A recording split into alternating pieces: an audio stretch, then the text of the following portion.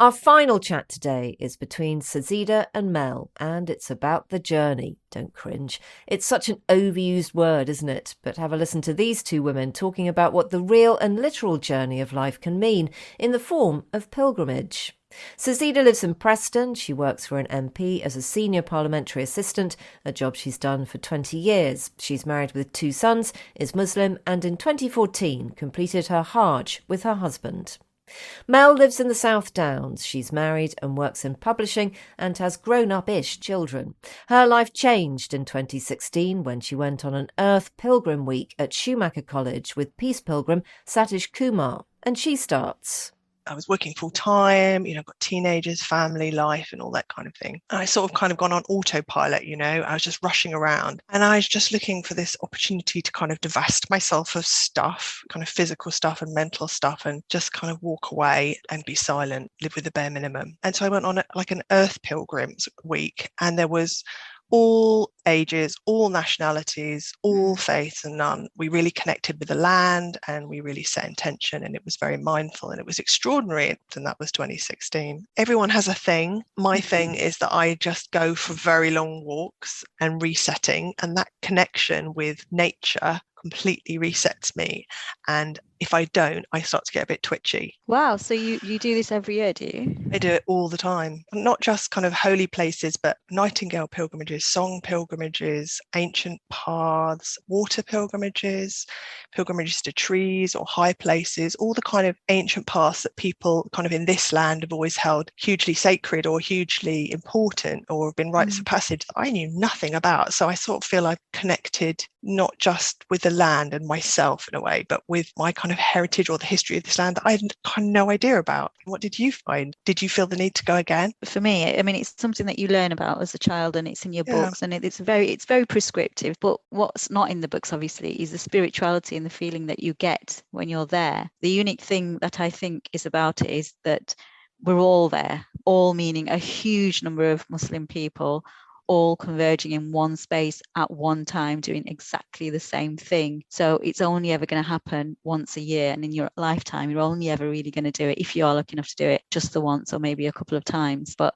it does give you a sense of being with the rest of the Muslim world, and it is quite a humbling experience because you realise that all your physical wealth or luxuries or whatever you've attained in life, it doesn't matter because the person next to you is doing exactly the same thing as you. There are bigger things, more important things than just you. That's exactly what I felt, particularly on nature pilgrimages. You know what it's like looking at mountains or the sea or things like that. You just sort of feel insignificant and you get that perspective, and it's hugely connecting because I think people do come with their vulnerabilities or their question. I found that whole connection with people in that same state really moving and humbling too. I meet people who I would just never meet in any other walk of life. I've stayed in contact with a lot of people actually on social that I've gone on pilgrimages with. Sometimes I come home and my kid's like, how come you're connected with this young person or this person on the other side of the world or this Japanese person or this, it's just that connection that you have of being in that vulnerable place in nature, on a pilgrimage, on a route. I found those really enlightening and broadening, your perspective and your understanding and your tolerance and, your awareness of other ways of doing things. And also you share food. So, that whole breaking bread thing is magical on so many levels. You're all together in this kind of feeling of connection. Yeah, what you're kind of all, and even when you're sort of all walking towards the stoning the pillars, for example, you're all marching or almost and praying all in the same direction. You've all got one intention. You're all going to do one thing.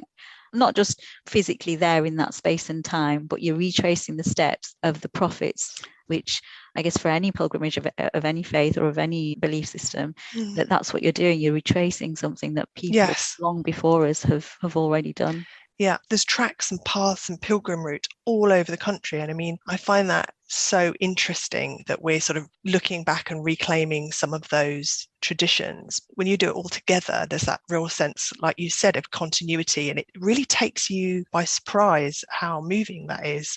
Nowadays we can become so disconnected, in our hermetically sealed cars and houses and offices, and just to get out and be really divested of all of your stuff and all of your identities and just walk. The rhythm of walking really seems to do something to you mentally, spiritually. I just completely addicted to it now. I just wondered if it awakened in you something over and above or complementary to your faith that you just wanted to do in your everyday life. When I came back from it, I kind of left behind some of my prejudices, I think, about different cultures and different peoples, not just Muslims, just in general, because I think what brings us together is much, much stronger than our differences, which sounds like a cliche, but when you act it and you see it in person, and often I pray alone, but when I'm down on my prayer mat, then I can kind of imagine and take myself back to that time where I was in front of the Kaaba and with hundreds and thousands of other Muslims, and we're all shoulder to shoulder next to each other, and in that moment I don't feel alone.